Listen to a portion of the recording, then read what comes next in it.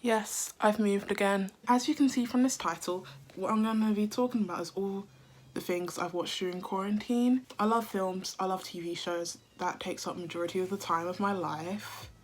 Yes, it does. A couple weeks ago I started recording what I'd watched, just to like keep track of everything, and I had this video in mind. This isn't like no order whatsoever, because when I decided to make this list, I'd already watched like a good 10 films, so I had to think about what films I'd watched. So it's literally just random. So first on the list is The Florida Project. This film is basically about the 6-year-old girl that lives in a motel in Florida near Disneyland, and they are poor. And yeah, it's literally what it's about. It's kind of boring, but in like a good way, because it literally just follows her life in for like 2 weeks or something. And then what happens at the end, the only reason that I like this film is the ending and the performance the girl gives. It's just so good. Child actors are actually getting really good these days. When I saw that, I was like, oh my gosh, this is like Jacob Tremblay level. If you haven't watched Room with Brie Larson and Jacob Tremblay, watch it. That's like one of the best child actors ever. Next, Lady Bird. Yes, it took me so long to watch Lady Bird. I watched it around the time that it came out, but I got bored 10 minutes in and I stopped, but I actually really stuck with it and I really like it. It's cute. It's like a cute film. Timothy Chalamet is awful in this film. He's just awful. But Saoirse Ronan, you can watch it for just Saoirse Ronan. She's great in it, and she has like a really relatable personality. And one thing is, her mum is borderline emotional abusive. The ending, you're just like, why? Why are you doing this to your child, mother? Next, you have Dead to Me, and this is a TV show that I love. It's actually one of my favourite TV shows. Maybe it's just because it has Linda Cardellini, and I love Linda Cardellini, but it's so good. It's about a widow, and I just realised to say that it sounds boring, but it really isn't. That it's about a widow, and she goes to a grief support group, and she meets this woman there, and they've like become best friends and stuff. And like I think end of second episode or end of first episode, you find something like secret about the woman. The woman is like Linda Cardellini, and yeah, I don't want to spoil it, so go watch it. Go watch it. Next, the TV show Hollywood. Like, it's a Ryan Murphy TV show, and I watch all Ryan Murphy TV shows because Ryan Murphy is amazing. He's an actual visionary. But this is about like 1940s Hollywood after World War II and stuff, and it follows like a couple different characters. And one thing that's like a bit weird about it, it's very unrealistic. I finished the show and I was like, this didn't happen. And then I kind of like did some research, and apparently it's Ryan Murphy's fantasy of what he wished happened in Hollywood, because it's very progressive. It's very progressive, very liberal. That didn't happen in real life. Let's just gonna say that. But it's fun. It's like a fun show, and you get really invested in the characters. And they're trying to beat the system, the Hollywood system of only what makes like white men thrive. So it's great. Next, The Haunting of Hill House. I've been sitting on this TV show for like 2 years, and I finally got time during quarantine. I watched it, and oh my gosh, it's amazing. One of my favourite TV shows ever. And season 2 is coming out, I think October. But basically it's about this family, and when they were young they moved into a haunted house, and you kind of see like them young. There's like double casting, them as children and then them as adults. You kind of see how it affected them, and it's so good. I love it. And it also has Love From You, and yeah, she's a great actress. She needs to be in more things. I can't wait till You season 3. Speaking of that, I watched You season 2. So I wasn't really gonna watch it because I didn't finish You season 1. I wasn't that interested, and I got a spoiler of what happened at the end of season 1, so I thought there's no point. And when season 2 came out around January, a couple months after that, I kept on watching commentaries of like the whole thing. So I got spoilers from the whole show. But after watching Haunted of Hill House, I was like, I need to see this woman in something else. I need to see it. So I watched the last 5 episodes of You. I couldn't be bothered to watch from the beginning because I knew all the climax and where the climax was. So I wanted to watch the end. And she is so good. She is so good. Love is my favourite character in You. She's way better than Beck. I think one of the reasons I didn't really like You season 1 because I don't really like Beck. I find Beck really unlikable. Next is Ozark. Ozark, again, is one of my favourite TV shows. I have been sitting on this for the last 3 years because I watched the first episode when it first came out and I thought it was boring. But then I thought season 3 came out beginning of quarantine and I thought, oh, I'll just give it a try, and oh my gosh, I'm obsessed. I'm so sad that none of my friends want to watch it and they don't think it's interesting because, yes, I have to admit, it's a show for middle-aged white men, but I don't know how to explain why I like it so much. It's just basically about this accountant man, and him and his partner in his firm has been laundering money for this Mexican cartel for like the past 10 years, and apparently his partner had been stealing some of the money that they've been laundering, and so the cartel comes, kills the partner, threatens to kill the main character. The main character was like, oh, I got an idea, I can go to the Ozarks for you and launder so much money. I think the cartel leader gives him like $7 million and was like, if you don't launder this in 3 months, you're dead. And all your family is dead. It's kind of like a TV show about family because the whole family's on it, him, the wife and the 2 kids. And it just gets so interesting, and I kind of move up through the cartel. Also, Parks and Rec. I finished that. I didn't start it during quarantine. I started it the night before my last mocks in January. I think I had a maths exam.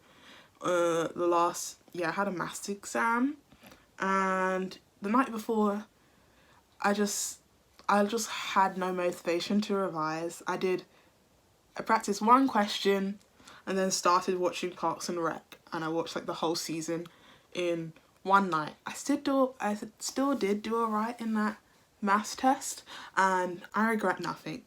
Parks and Rec is that good. I regret nothing, and I just love it. And during quarantine, I think like a month ago, they did like a reunion episode, but I can't find it anywhere because it was aired in America and they haven't aired it in England, and I'm just like, ugh.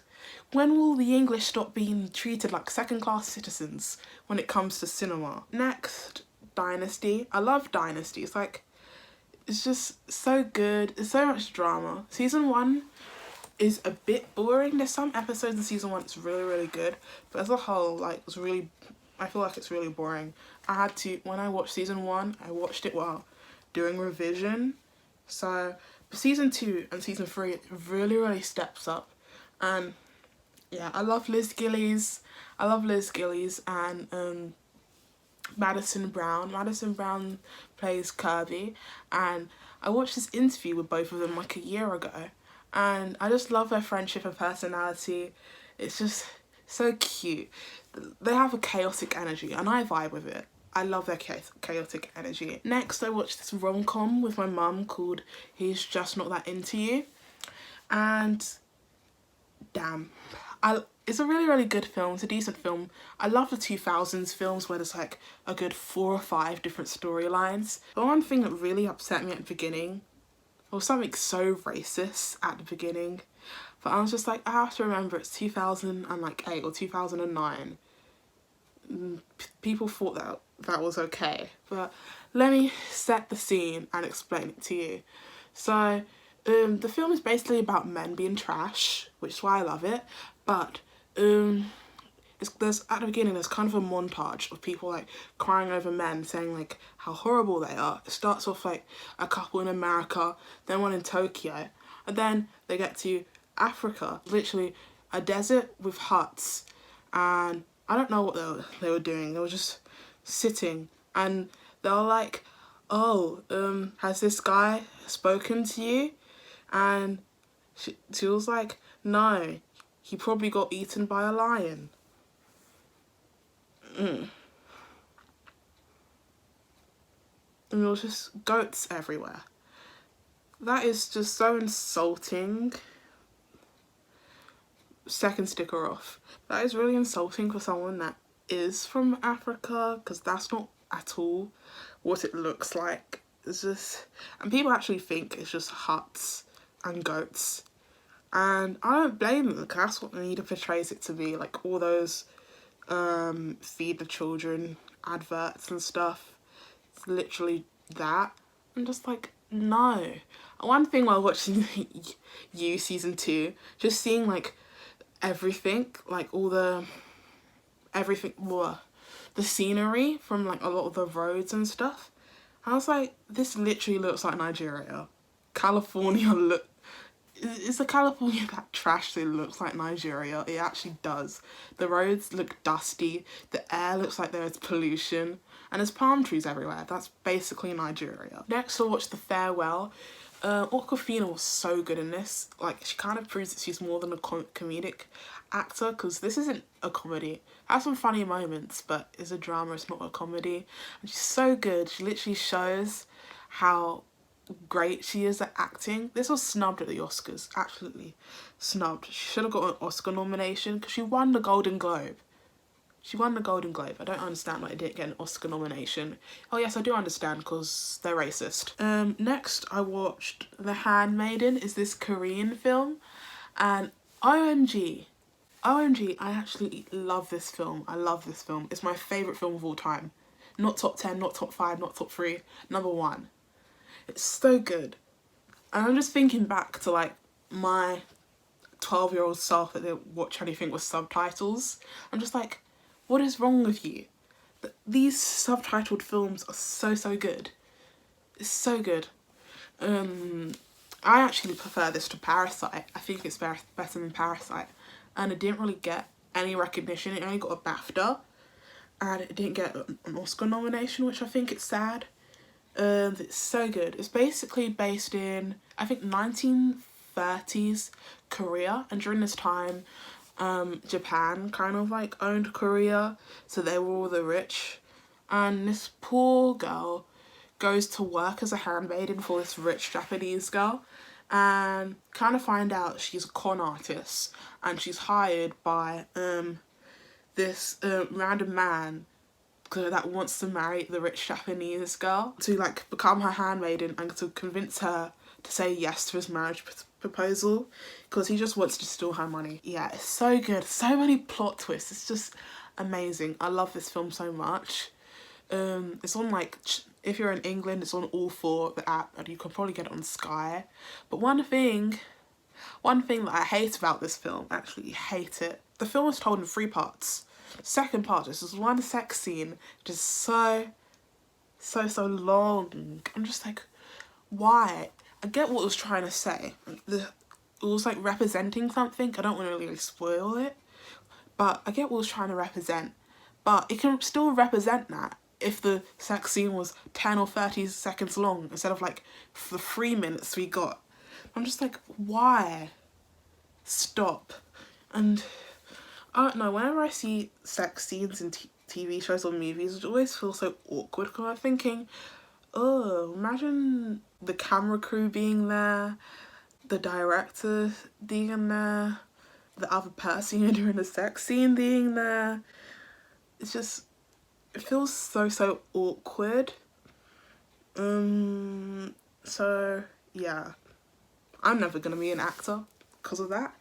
Well, maybe it's because of my inability to act, but that's just a extra ad I'm just going to claim. It's because of that. But next I watched Midsommar. This was the third time I watched Midsommar. I love Midsommar. I saw it like summer last year. I couldn't see it in the cinema because it's an 18, but I found ways around it. And then my sister, she came home from Georgia because she was studying in Georgia, then Corona happened, so she came back to England. And she was saying how in Georgia, her and her roommate were just watching so many horror films and stuff. So she wanted to watch a horror film. And I was like, oh, I know one, but I don't think you'll like it. Yeah, you'll probably get scared. And she was like, no, I won't. Show it to me. Show it to me. And lo and behold, she watched it. In the middle of the night, my other sister, because the sister that I watched the film with, she has a bathroom in her bedroom, and that's the bathroom me and my other sister uses. So in the middle of the night, my other sister, she walked through my sister's room while she was sleeping to go use the bathroom. She was like wearing a white nightgown, and if you know Midsommar, at the end when they're doing the May festival, they're all in white, and she woke up and started screaming hysterically. But I did get in trouble. It wasn't my fault. It wasn't my fault, but I love Midsommar. Next, on last week Sunday, I actually watched Hamilton, and now I'm obsessed with Hamilton. I'm having a Hamilton phase. I made my sister watch it with me, and I hate Hamilton. He's so annoying. And let me just ask one question. How was he able to juggle 3 beautiful women looking like that? I know it's Lin-Manuel Miranda, but that's still... And I googled a picture of what Hamilton looked like, and how? How was that actually possible? Just no. But one thing, yes, I did cry again. But not at the end. I cried within like the first 10 minutes of the film because I was so shocked, so surprised at that amount of black people. I am emotional. I don't know what was going on. Maybe I was ovulating. I don't know, my teenage hormones or something. But I literally just started crying because I've never seen that before. Ever. Like, and their talents being showcased like Lafayette. I don't know his real name. And Burr and Hercules. It was just so good, and literally, and Angelica as well. It was just so good, and I literally it just made me cry so much. And the fact that like they were all playing white people, it was just, yeah, it made me not sad, but made me cry. I think the only thing people are getting out of this video is that I cry way too much. I cry like a good 1 or 2 times a week. I don't know, I feel like the average has gone up after Naya, because last week when she went missing, I was literally crying like for half an hour every day. I also watched Glee. I didn't add this to the list because I didn't finish Glee, but I started... When I did my Glee video while researching, I was like, oh my gosh, I miss Glee so much. Let me rewatch it. And I rewatched it and I got to the end of season 3. And then Niall went missing, so I stopped. And I was going to watch the Glee concert movie when I was finished. I don't know. I think I'm going to make a part 2 to this video because at the end of quarantine, because there's so many other films that I want to watch and I just never got into it. Like, I'm filming on a Friday. I usually film on a Tuesday or a Wednesday, but I wanted to like binge so many TV shows and films that I wanted to watch, because I made a whole list of things I wanted to watch, but I haven't done any of it. And instead of watching stuff this week, I literally spent the week in bed watching YouTube, and I actually rewatched half a season of Dynasty, and that wasn't even on my list. And yesterday I was like, okay, I need to crack down, I need to watch something. And I ended up watching something that wasn't on the list. I watched Focus, the film with Will Smith and Margot Robbie, because after that Red Table Talk with when Jada Pinkett Smith kind of like said that she had an affair, everyone was like speculating that Will Smith and Margot Robbie had an affair because their chemistry was like so good. And I was like, let me get down to this. How can someone's chemistry be so good they think they're having an affair? Like, they're just trolling. And then I watched the film and I was like, oh my gosh. I believed that they were in love. Their chemistry, that's probably just good acting. I don't believe they had an affair. But it was just so good. The film was decent, but their acting together and their chemistry and the way they bounced off each other kind of like made the film 10 times better. I love that film, but the only thing that I really don't like about the film was the ending. I feel like the writer or the writers got lazy and just made like a cop-out explanation for everything. If it was thought out more, the writing, it would have been better. The acting was amazing, especially by both of them. All the acting all around from that film is just amazing. And I watched a second film yesterday that wasn't on the list. I was like, I need more Margot Robbie. I love Margot Robbie. Like, I love Margot Robbie. So I decided to watch Tonya because I started it a couple months ago. I only got like 5 minutes in because I had to do something and literally just forgot to continue it. And Tonya is now one of my favourite films. I love how they break the fourth wall and talk to the audience and it's not creepy, because that's very, very difficult to do. Even Dora the Explorer can't do that. Yeah, it's just so good, and it makes you feel really, really bad for Tonya Harding and the way she was treated, because I 100% feel like if she was a man, she wouldn't have gotten as harsh as a punishment as she did, because she wasn't really involved in it that much. She didn't know about like the whole incident. But Margot Robbie's acting was 10 out of 10. So good. Really displayed the hardship of Tonya Harding's life. And one thing is, Sebastian Stan. I love Sebastian Stan, but after that film, I don't think I can look at him the same.